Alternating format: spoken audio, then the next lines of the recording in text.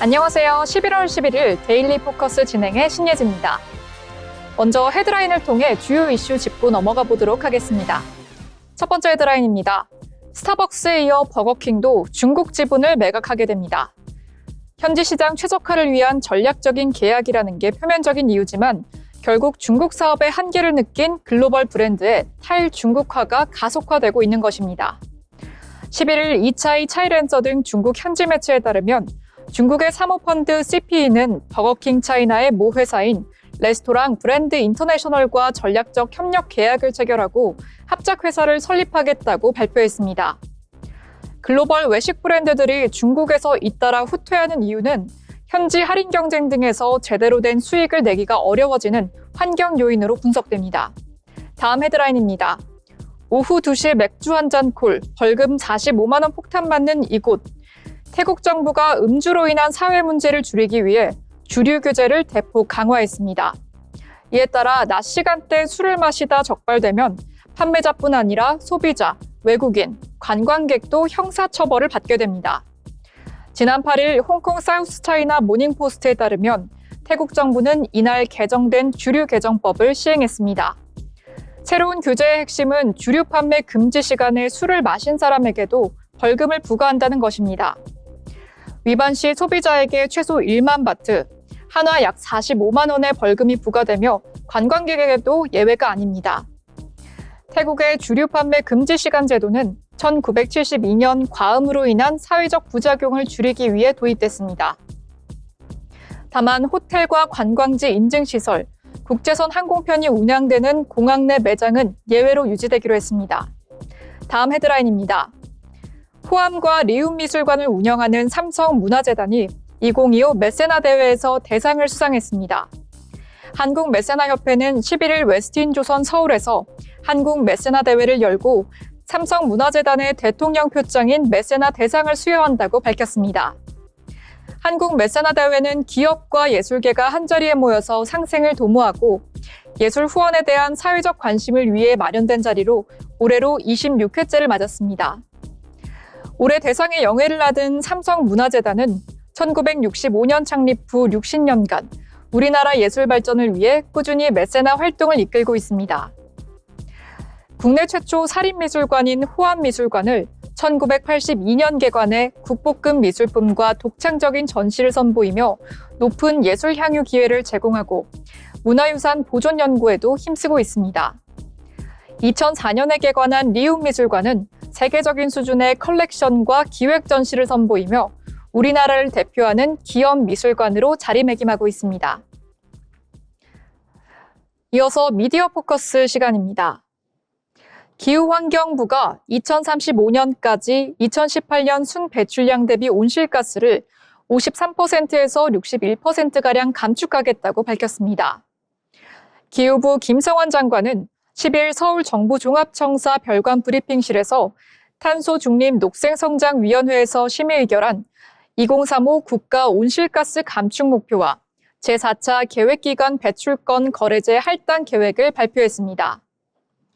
한국은 2035년 온실가스 감축 목표를 기준 연도보다 53%에서 61% 감축한다는 목표를 가지고 있습니다. 약 3억에서 3억 6천만 톤의 탄소를 줄이겠다는 계획입니다. 기후부 발표에 따르면 현재 배출권 시장은 잉여량이 역대 최고 수준을 기록해 배출권 가격이 최저 수준으로 하락해 있다고 합니다. 기후부는 시장 가능을 활용해 온실가스를 감축하는 본래 취지를 제대로 달성하지 못하고 있다고 판단하고 다양한 이해관계와 전문가 의견을 수렴해 이번 계획을 마련했습니다. 정부는 유상할당 상향에 따라 증가된 수익금을 전액 기업의 탈탄소 전환 지원 사업에 이용하고 향후 합리적인 배출권 가격을 형성해 새로운 감축 투자를 유인할 계획입니다. 10일 발표된 2035 국가 온실가스 감축 목표와 제4차 계획기관 배출권 거래제 할당 계획은 11일 국무회의 심의를 거쳐서 예정입니다. 이어서 교육부의 새로운 정책 관련 뉴스입니다. 정부가 인공지능 핵심 인재를 조기에 육성하기 위해서 학석 박사 과정을 통합한 5.5년 패스트트랙 제도를 운영합니다. 또 최고 수준의 석학이 정년 제한 없이 연구할 수 있도록 국가 석좌 교수제를 도입을 추진하고 있습니다. 최규진 교육부 장관은 10일 정부 세종청사에서 브리핑을 열고 모두를 위한 인공지능 인재 양성 방안을 발표했습니다. 이번 방안은 AI 3대 강국 실현을 목표로 전 생애에 걸친 보편적 AI 교육체계 구축을 핵심으로 하고 있습니다. 교육부는 내년 초중등 교육에 9천억 원, 고등교육에 5천억 원 등 총 1조 4천억 원을 투입할 계획입니다. 우선 과학고와 영재학교의 AI, 소프트웨어 특화 교육 과정을 현재 14개 교에서 내년 27개 교 전체로 확대하고 AI 관련 역량을 반영한 입학 전형도 넓히게 됩니다. 통상 8년 이상 소요되는 학석 박사 과정을 5.5년 만에 마칠 수 있는 패스트 트랙을 도입해 20대 초반 AI 박사 백출을 목표로 하고 있습니다. 정년을 마친 교원이 연구를 지속할 수 있도록 하는 국가 석좌 교수제도 추진됩니다. 교육부는 국공립 사립대에서 65세 정년 제한의 예외를 인정하는 방안을 검토 중입니다. 다음 스피드 브리핑 전달해 드리겠습니다. 경찰이 대학 수학능력시험 당일 원활한 진행을 위해 전국 경찰 약 2만 명을 지원합니다. 경찰청은 정례 브리핑에서 우선 교통경찰 1,470여 명을 투입하고 출제본부와 채점본부 등에도 9,200여 명을 배치할 계획이라고 밝혔습니다. 또 수능일 교통관리에 순찰차 등 경찰 장비 2,230여 대도 동원해 시험장 주변 불법 주정차 단속과 불필요한 소음 유발 행위를 예방할 계획입니다. 경찰은 이와 함께 지난달 31일부터 1일까지 헬로윈 기간에 모두 940여 건의 신고를 접수했다며 지난해보다 33% 많았지만 큰 사고는 없었다고 밝혔습니다. 다음 소식입니다. 내일 늦은 오후부터 모레 오전까지 동해안에 5mm 안팎의 비가 오겠습니다. 이어 모레 오후부터는 제주도와 남부 충청, 저녁부터는 중부지방에 비가 오겠습니다. 비는 일요일 오전에 대부분 그칠 전망입니다. 내일 아침 최저 기온은 5도에 머물겠지만 서쪽과 남쪽 지방을 중심으로는 낮 기온이 20도 안팎으로 올라 기온차가 크겠습니다. 기상청은 모레까지 바닷물 높이가 높아지는 대조기로 해안가 안전사고에 주의를 당부했습니다. 다음 주 초에는 다시 추워지겠습니다. 기상청에는 다음 주 월요일에 기온이 크게 떨어지면서 평년보다 추울 것으로 예보했습니다. 바람도 강하게 불어 체감온도는 더 낮겠습니다. 이어 화요일 낮부터 기온이 평년 수준을 회복하겠지만 쌀쌀한 가을 날씨는 계속될 것으로 보입니다. 다음 소식입니다.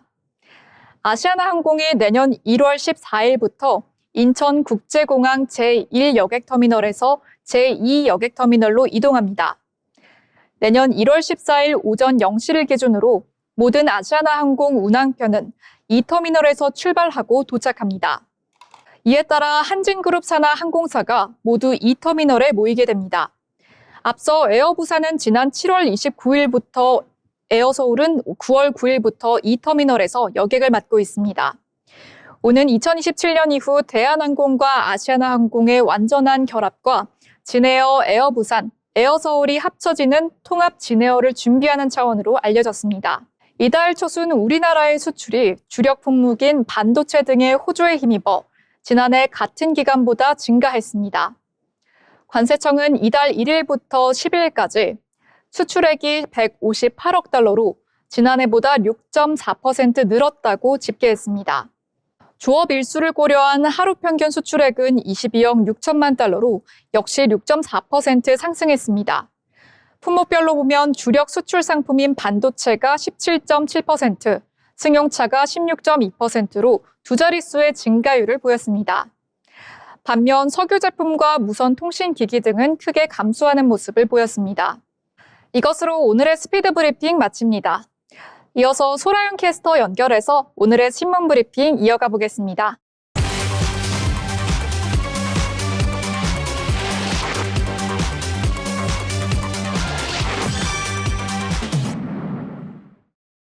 네, 신문과 함께 지난 이슈를 짚어보는 신문 브리핑 시간입니다. 먼저 첫 번째 소식 전해드립니다.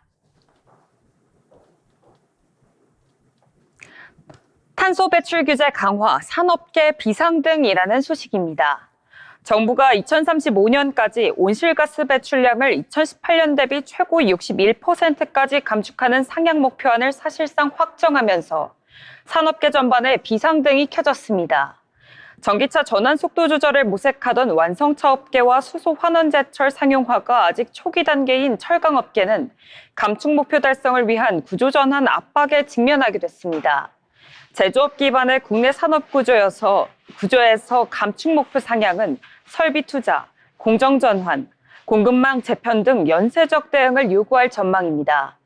10일 업계에 따르면 2035년 국가 온실가스 감축 목표는 2018년 대비 53에서 61% 감축 상향하는 것으로 정부와 대통령실, 더불어민주당은 9일 고위당정 협의회에서 이 같은 방향의 공감대를 형성하며 사실상 확정됐습니다. 정부는 감축 목표 상향과 함께 전환 비용 지원, 감축 기술 개발 지원, 배출권 거래 제도 개선 등을 병행하겠다고 했습니다. 이와 함께 의료 분야에서는 지역의사제 도입, 국립대병원의 보건복지부 이관, 비대면 진료의 제도화도 추진하기로 했습니다. 산업계는 감축 목표 상향의 방향성 자체에는 반대하지 않지만 현실적인 이행 속도와 비용 부담을 주요 변수로 지적합니다. 완성차 업계가 가장 긴장하고 있는데요. 업계는 내연기관차 수익 안정 전략과 전기차 전환 속도 조절 사이에서 균형을 잡아온 상태입니다.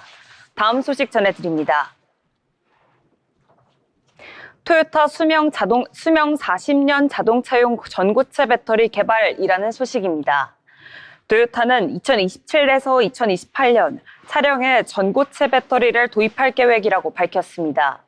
이 배터리는 현재 대부분의 전기차 배터리보다 4배 더 긴 최대 40년 동안 지속될 수 있다고 9일 인터레스팅 엔지니어링이 보도했습니다. SSB 기술은 전기자동차의 잠재적인 게임 체인저로 간주됩니다. 한 번 충전으로 621마일 이상의 주행거리를 약속하는데요. 또한 배터리는 기존 리튬이온 팩보다 더 작고 가벼우며 생산 비용이 더 저렴할 것으로 예상됩니다.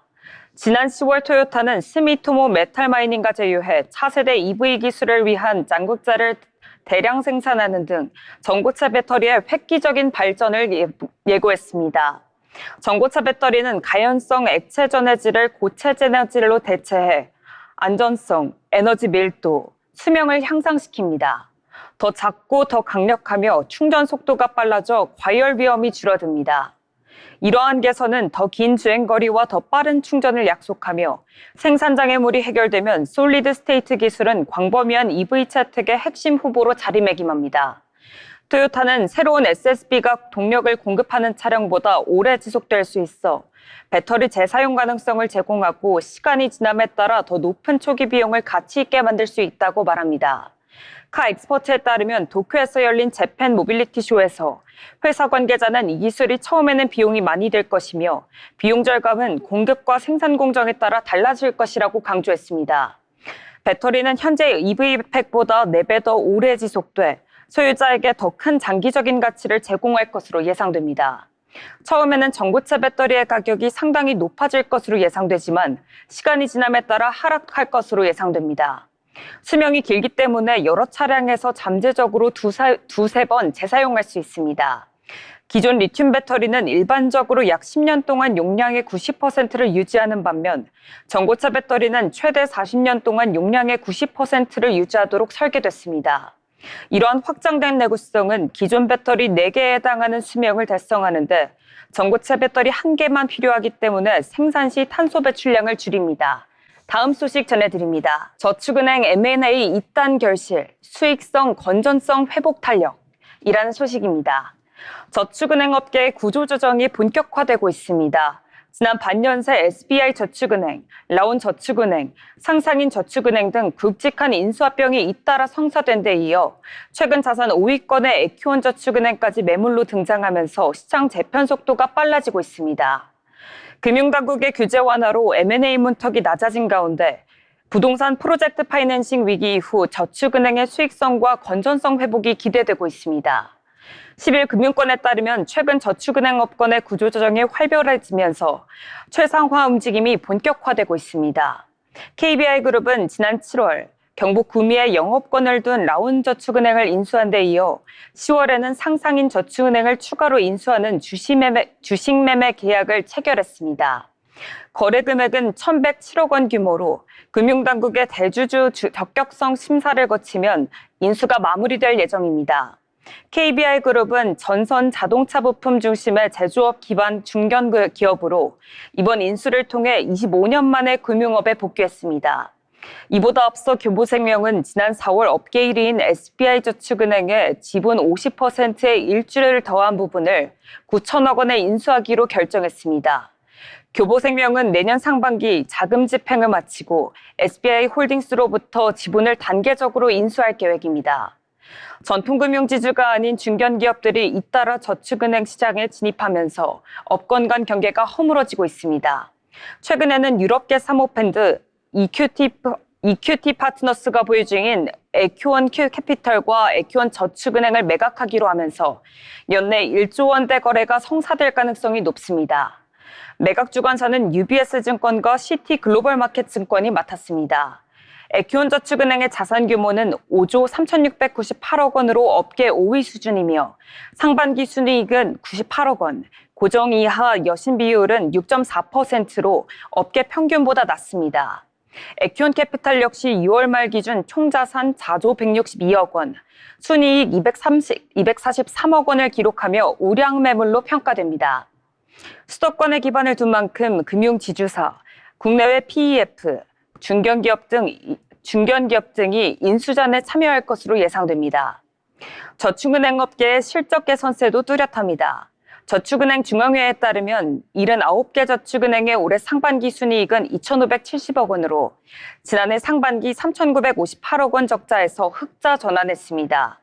연체율도 전년 동기 대비 1%포인트 낮아진 7.53%를 기록했습니다. 부실 자산은 공통 PF 펀드와 자회사 SB NPL 대부 등을 통한 정리 작업이 병행되고 있습니다.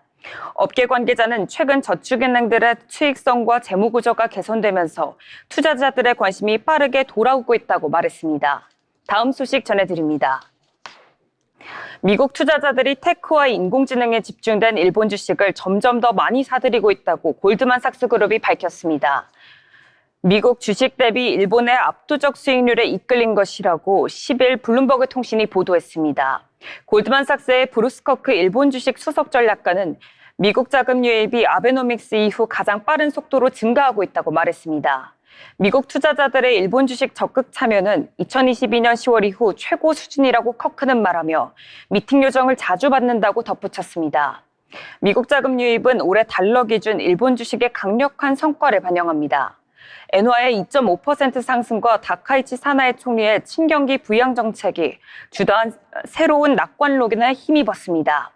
벤치마크 니케이 225 지수는 올해 달러 기준 약 30% 상승해 S&P 500 지수의 14% 상승을 크게 앞질렀습니다. 미국 자금의 참여 증가는 일본 주식 시장의 전환점이 될 수 있으며 가치주에서 성장주로 동력이 이동할 가능성을 시사합니다. 도쿄 증권거래소와 정부의 친투자자 이니셔티브에 힘입어 가치주는 2021년 이후 4년 연속 성장주를 앞질렀습니다. 커크는 더 많은 미국 참여가 오고 있고 그들은 테크와 AI 관련 테마로 이끌리는 경향이 있다는 것이 매우 중요하다고 말했습니다.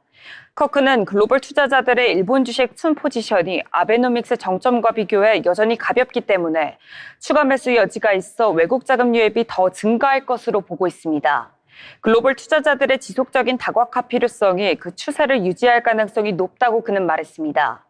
일본거래소그룹이 발표한 데이터에 따르면 외국 투자자들은 10월 마지막 2주 동안 현금과 선물로 일본 주식을 순매수 3,840억 엔 순매수했습니다. 그럼에도 니케이가 10월 말 과매수 영역에 진입했다는 점을 감안할 때 커크는 시장이 조정을 보여도 놀라지 않을 것이라고 말했습니다. 미국 자금의 일본 주식 유입은 주목할 만한 현상입니다. 아베노믹스 이후 최고 속도는 일본 시장에 대한 관심이 부활했음을 의미합니다.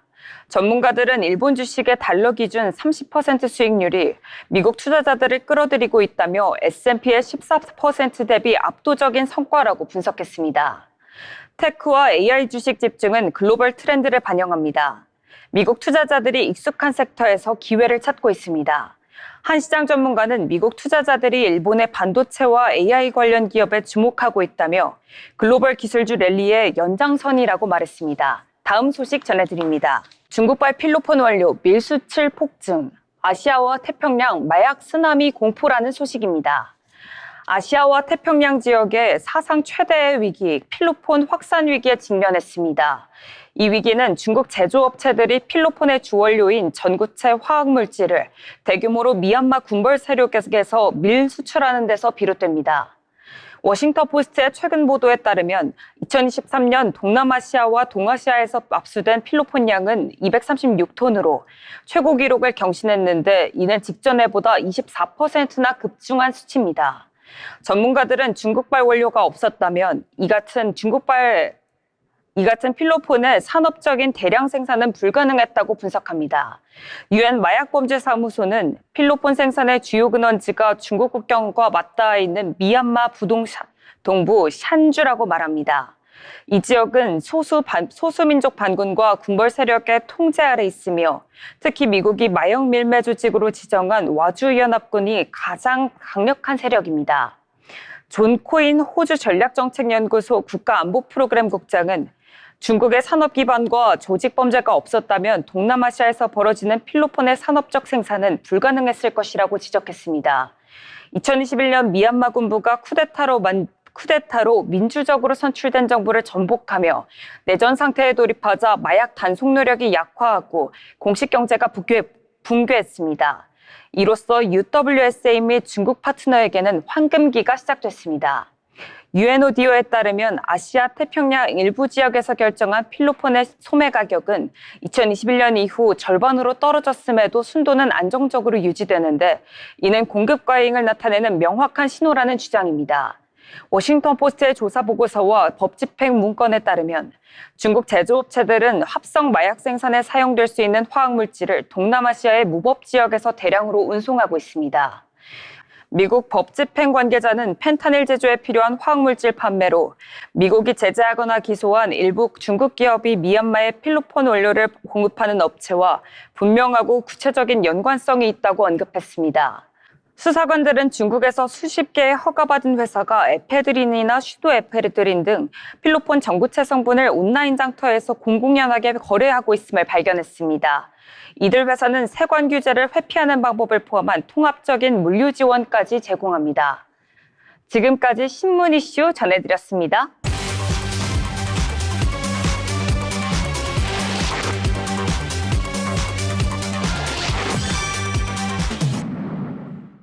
네, 11월 11일 데일리 포커스 오늘의 뉴스는 여기까지입니다. 이렇게 11월 11일에 있었던 내용들 알차게 전달드려 봤는데요. 저희는 내일 다시 알찬 내용으로 함께하겠습니다. 시청해주신 여러분 고맙습니다.